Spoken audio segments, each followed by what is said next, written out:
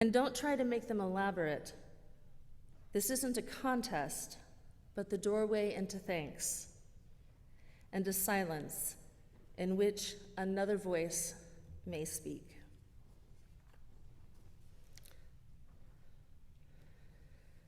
So since the weather turned a little bit warmer, I don't want to say warm, but warmer, I've been seeing all the little green shoots start to appear.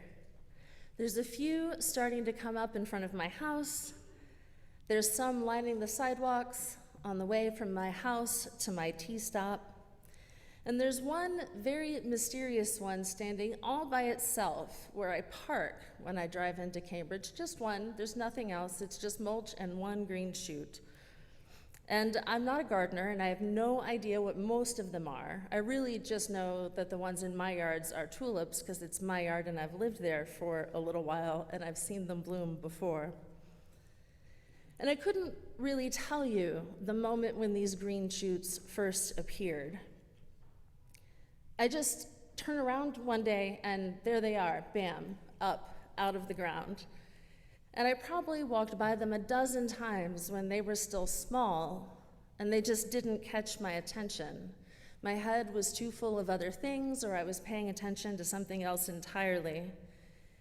And that so often seems to be the way that I suspect many of us live. Our heads are full of to-do lists, of plans for tomorrow, of ruining yesterday. I wander around full of anxiety and confusion, and then suddenly there is a moment, some small delight, and I realize how far away I often am from the actual reality and present moment of my life. And I think that even when we do notice the world around us, it's all too easy to think about mechanics or utility.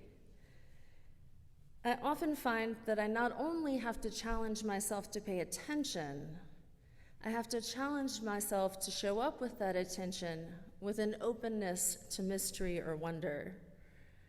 Because I do know how plants grow, and I know how photosynthesis works, and so on and so on.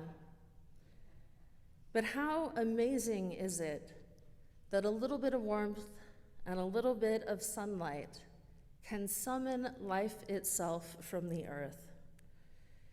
How wonderful is it that the creative impulse of the universe can and will unfold into a burst of color to feed insects, but also my own need for beauty before it eventually returns to the earth. It's a yearly miracle when the earth awakens again. We're a few days past the equinox now, and this doesn't just feel like a time for the plants to wake up, but for me too, not just flowers and trees. Winter has wonders, but by February, they are not so wonderful to me anymore. And I'm often feeling a bit dry, a bit weary, a little bit flat. And the equinox, that moment in time, may not necessarily herald full-blown warmth, but it does mark the increasing light. And so while it may yet snow, the sun is reliable, and it's here to stay for a little while. And so for now, even when it's chilly, I do get a little bit more outside time, and there are more possibilities for me to notice the green growing things around me. And there are more opportunities for me to see the universe unfolding and coming into being in large ways and in small ways. And so this is where I have found spiritual renewal in recent weeks. The equinox is a moment of balance that, like the green shoots, I might not notice in the moment. It's fleeting and hard to catch. But I do notice the shift, the change, that suddenly everything feels a little bit different. There was a time when I needed to withdraw, and now it is time to go outside. Things that felt constrictive are starting to loosen. And so I have found that for me, the rhythms and cycles of seasonal change are as much internal as external. Provided, of course, I notice. And this is what most spiritual practices come down to, building our capacity to notice and to be present in our lives. Various traditions may frame it in various ways or word it a little bit differently, but ultimately it comes down to directing our attention.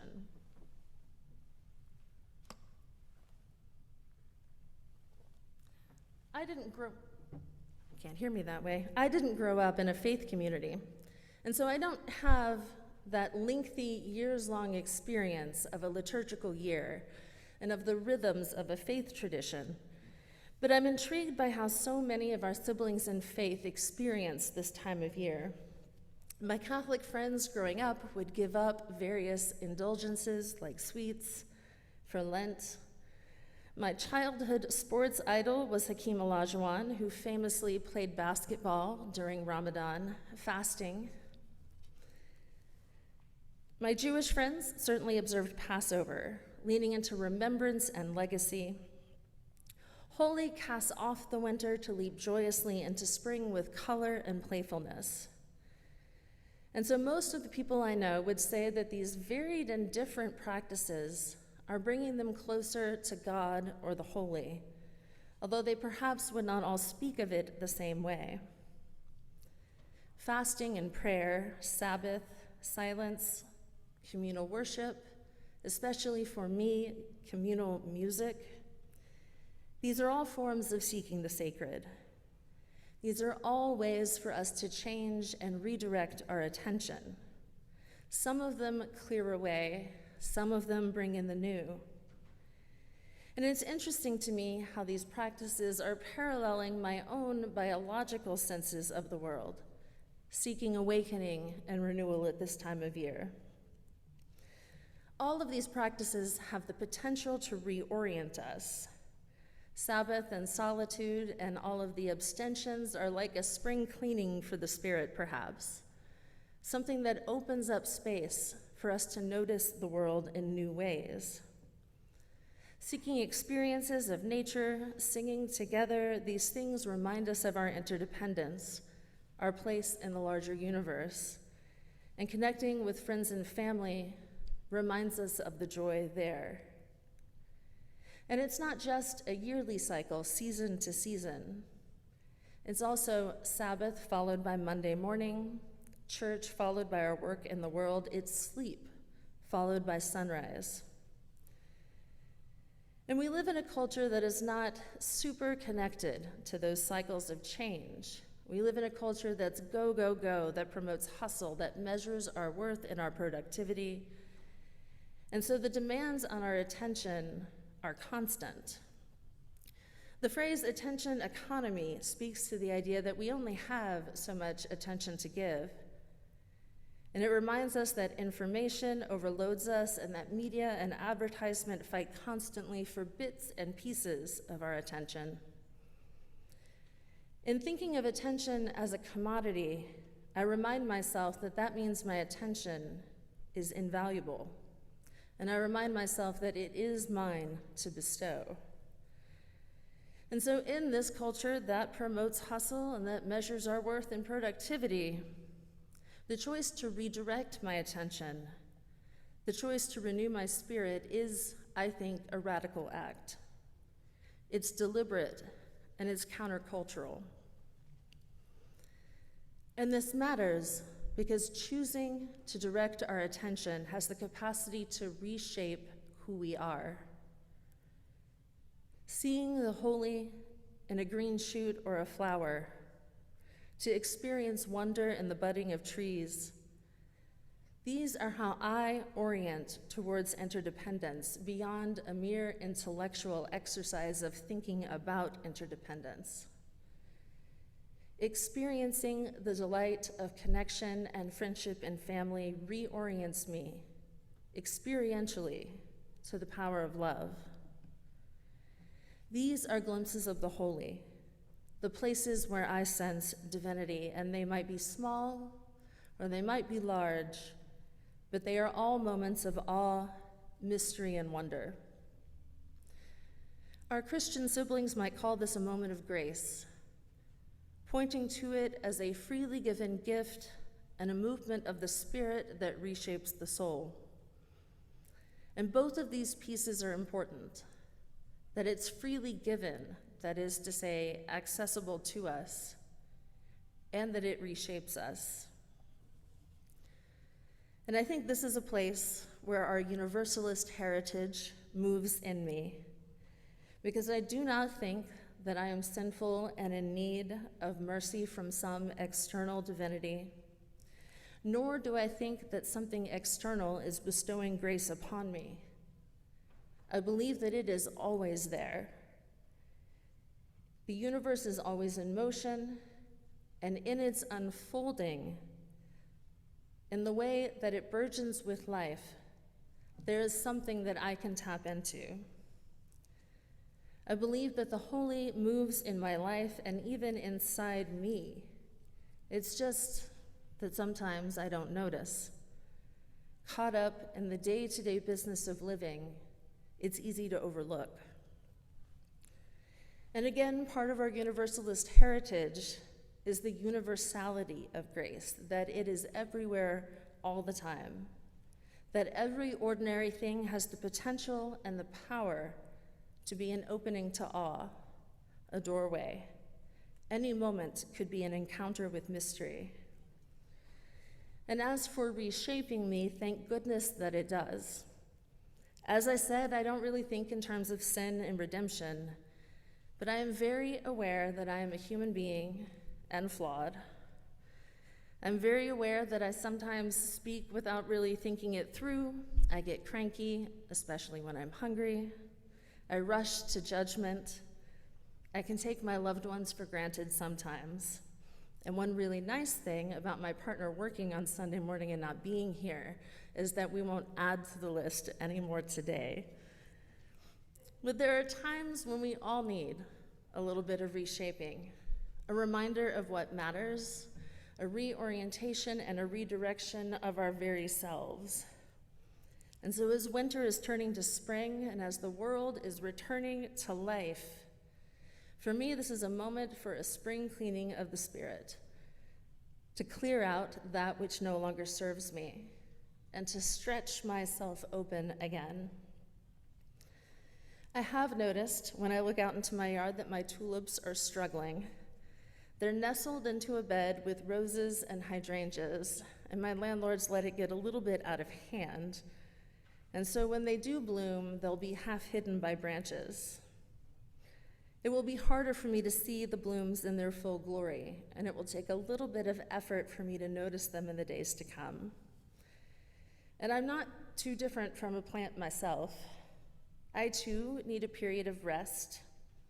I need to be regularly watered and fed. I need a little bit of sunshine and a little bit of warmth. There's a California artist, Jenny Odell, who wrote a book a few years ago called How to Do Nothing.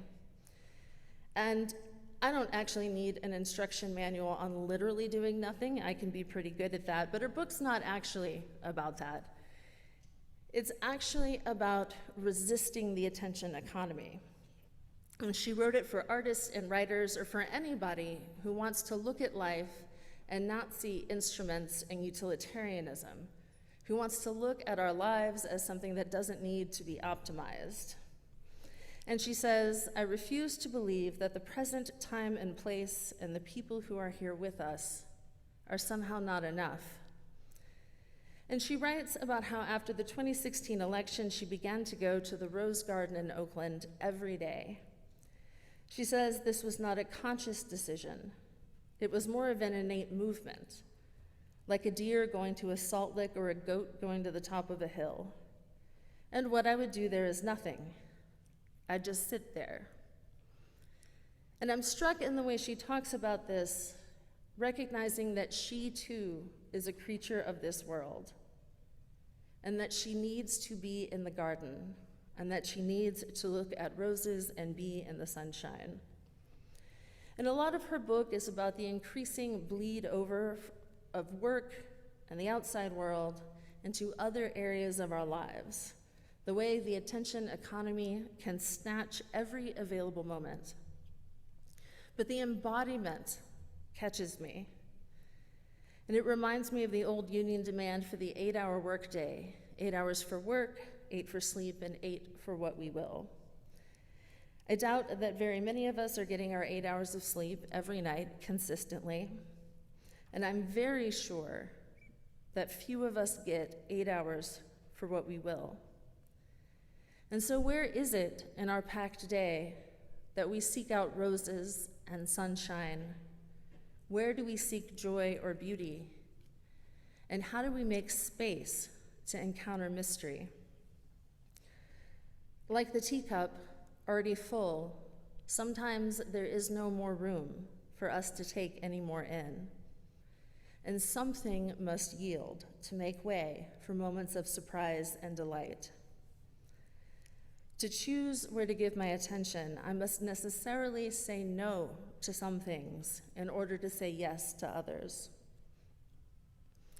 And perhaps in the same way that I respond to the turning of the year with delight in a new spring, it's also part of human nature to need the contrast, to really feel the sharpness of joy. To break one's fast every evening with loved ones is surely a heightened pleasure compared to an ordinary meal. Chocolate Easter candy is surely sweeter for having abstained. And I think in these moments we are reminded that joy is our birthright, as is beauty and pleasure, in case we have forgotten. And in taking these things up again, perhaps we find new wonder there in the spaces we make. Baker Roshi famously said that enlightenment is an accident, but spiritual practices make us accident-prone. Wonder cannot be served up on demand, and enlightenment can't be scheduled. All I can do is make choices, notice, pay attention, and lay some groundwork. And in this way, any spiritual practice is simply an opening, a place of possibility.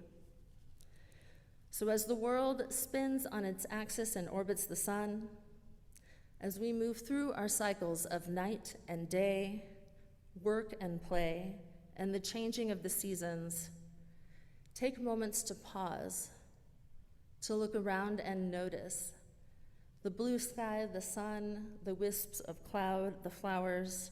Take time to check in with yourself, to be present in the life you are living. And may we all ask ourselves, is there enough room here for me to meet the holy? And is there enough space for wonder to bloom?